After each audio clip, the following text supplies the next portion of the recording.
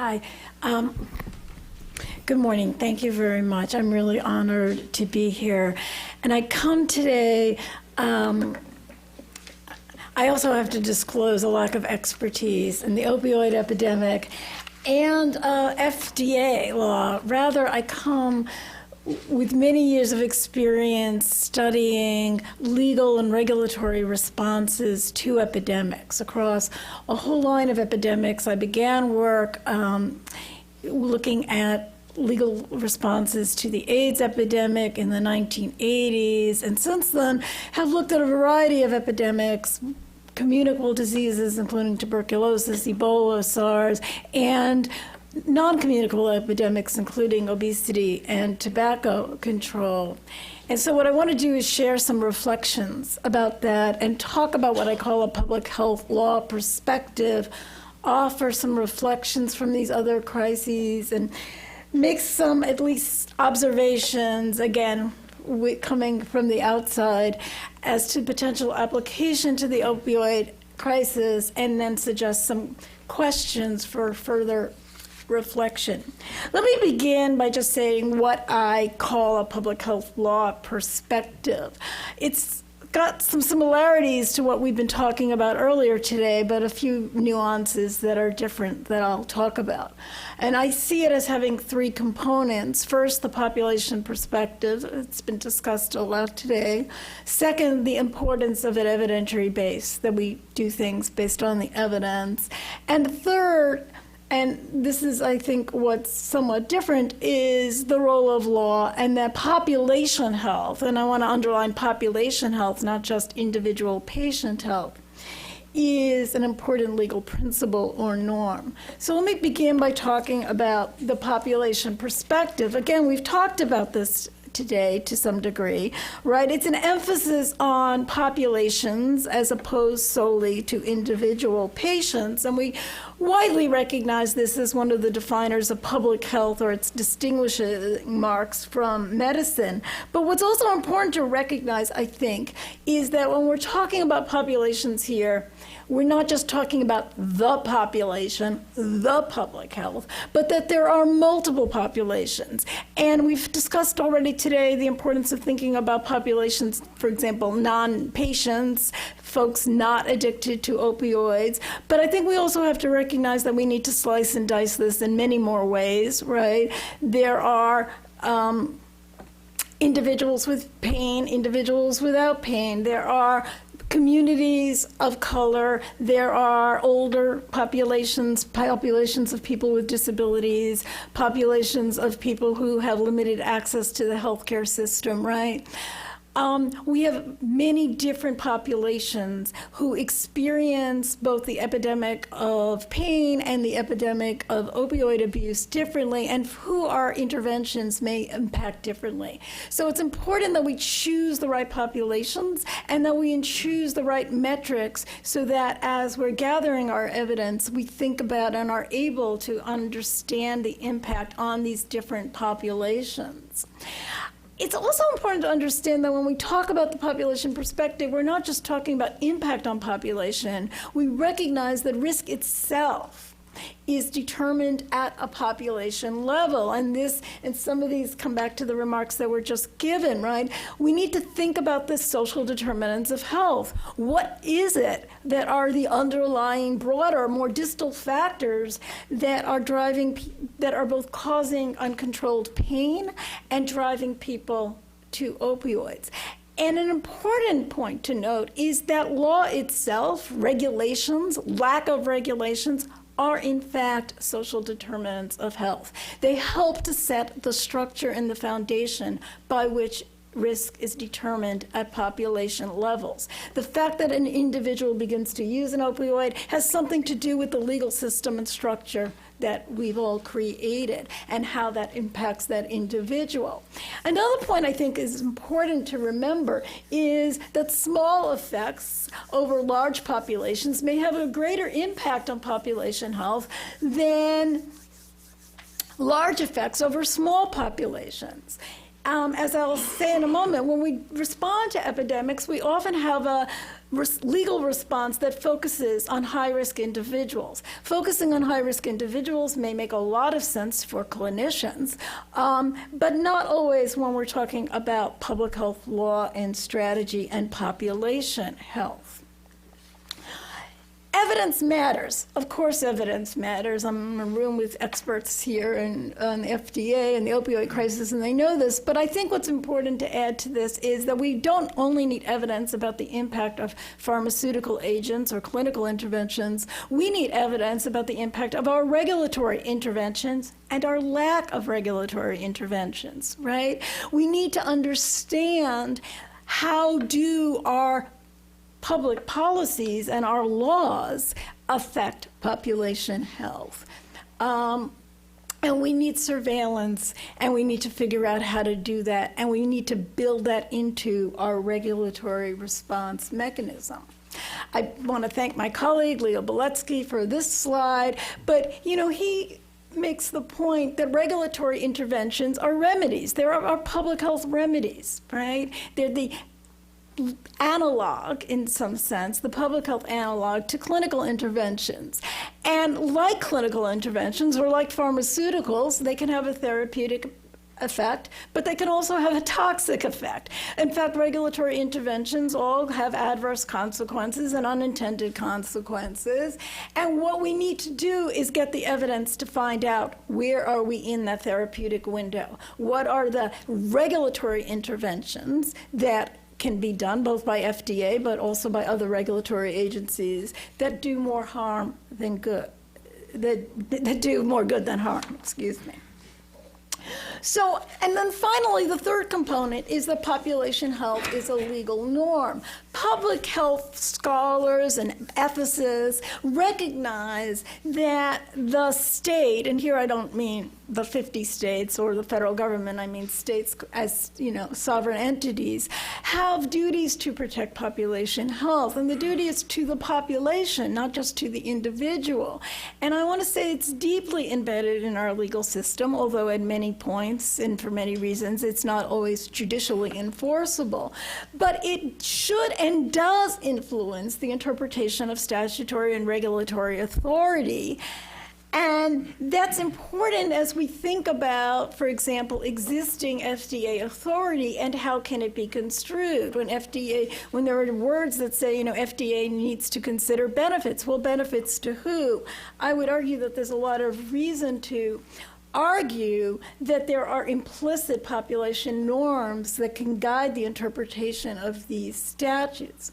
So let me offer a few reflections on the way our legal responses to past epidemics. And of course, all epidemics are different, but I think there are some broad conclusions worth at least keeping in the back of our mind. First of all, health crises and epidemics are almost always multifactorial, right? It's easy, and we often sort of focus on one source. But of course, there are numerous, and we can go back and further to more and more distal causes. Secondly, our understanding of risk and our understanding of what is an epidemic, and I mean this now not in the epidemiological sense of the term, but in the colloquial and popular use of the term, is almost always socially constructed, right? I mean, we know that in popular discourse, people talk about epidemics of all kinds of things that have nothing to do with health.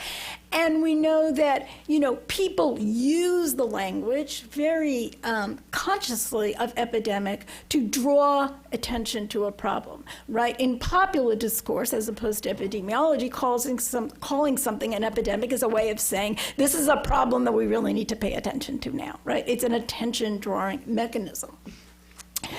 The problem with that is not that these epidemics are not epidemiological epidemics, and not that there aren't health problems that demand really, and again, I've said population health is a duty, require us to intervene and to protect public health, but that the language of epidemic and some of the actions that are taken to kind of show we know there's an epidemic can cause disease panics. And Unfortunately, the history of disease panics is not a very pretty one. Think about the early days of the AIDS epidemic when kids like Ryan White were kicked out of school. People who were HIV positive were not allowed, actually for decades, to travel into this country. People were fired from their jobs, kicked out of their apartments. Think about what happened with Ebola in the United States in 2014, right? We had very few cases, and no experts really thought we were going to have a widespread outbreak in the U.S., and yet you can study sort of the social response to epidemic. It was the sky is falling, right? Total panic. And the problem with panic is it triggers frequently responses that, I guess to put it mildly, are not based on the evidence, but are often responding to the panic and to the political problems that panic create. These are often very highly individualistic measures. They're not looking at the broader social roots of these health problems, but they are apply disproportionately on already vulnerable populations. They reinforce stigma, discrimination, and distrust between health authorities and practitioners and the populations they're entrusted to protect. They often have the counterproductive impact of pulling people away from the healthcare system. And so, if we think about the problem of opioids for a second, we want people to get into treatment, to work with their physicians, to not go on the streets. But we've got to remember that if we kind of play this panic out too much, we end up pulling people away from the healthcare system. It's, I think, it's nice to say that we should have a public health approach as opposed to a criminal justice approach. I suspect a lot of people in this room would probably support that.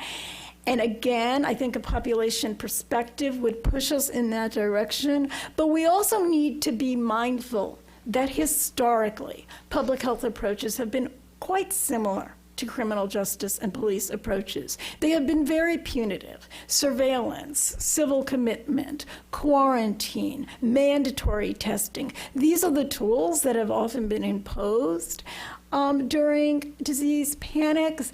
And if anything, they can be far more coercive than criminal justice approaches in that at least they provide individuals who come under the net, who fall into it with fewer legal protections than occurs in the criminal justice system. So some thoughts about the opioid crisis, some do's and don'ts maybe. One is avoid decontextualizing the epidemic by overlooking these broad population determinants. There are some fundamental causes here of what's going on in terms of both the problem of pain management, right? Why do we have so much pain? And the problem of drug abuse and addiction. And we need to think about those and not look at individual quick fixes. We need to be careful, and I think this is really, really hard, to maintain our vigilance and our focus and give this problem, which has enormous morbidity and mortality, the attention it deserves without creating the panic that can then lead to counterproductive responses. We need to avoid adopting punitive, highly individualistic measures that are not based on the evidence and that may do more harm than good and pull people away from the healthcare system, send them onto the streets, etc. And we need to make sure we don't reinforce the stigma, deny vulnerable patients the health care that they need, or institute measures that have a disparate impact on already disadvantaged communities. And so we need to think about that. How do we make sure that all the barriers we put in place are not just hurting the people who have the hardest time accessing health care? How do we do recommendations for certain kinds of treatments and follow-ups that might be very easy for middle class, otherwise healthy people to do, but it can be really hard for some of the most vulnerable patients. We need to consider Adopting population-based rather than individualized approaches. I've said, I think we need much more research about the impact of regulatory interventions. We need to not only know about our pharmaceuticals, but we need to know much more than we know about what these various laws are doing. And I would say not only, the most discrete laws like prescription drug monitoring boards, but broader policies. And we need to evaluate the impact of regulatory responses, as I said before, on different populations, and we need to engage with different populations. I actually think of this as the public health analog to informed consent. We wouldn't do drug trials on subjects without their consent. We shouldn't be doing regulatory trials on communities without their participation. So just a few questions to conclude with. We need to really study to what extent does the FDA have the legal authority to apply a public health law perspective in its benefit-risk framework? This has already been discussed, and what it looks like. I think there's a lot of reasons to think they do in a much broader way than we've seen, but we need to know more about that. I think we want to think about how can FDA incorporate a public health population perspective in the risk evaluation and mitigation strategies. Can we go beyond the kind of sort of individual clinical approaches that are primarily used now? How can FDA support research into population benefits and burdens of regulatory responses, including its own actions? How can the FDA help ensure that other regulatory agencies adopt a population law perspective? And again, how can the FDA increase the collaboration and engagement with affected communities and populations so that the people affected by our regulatory actions participate in those decisions? Thank you.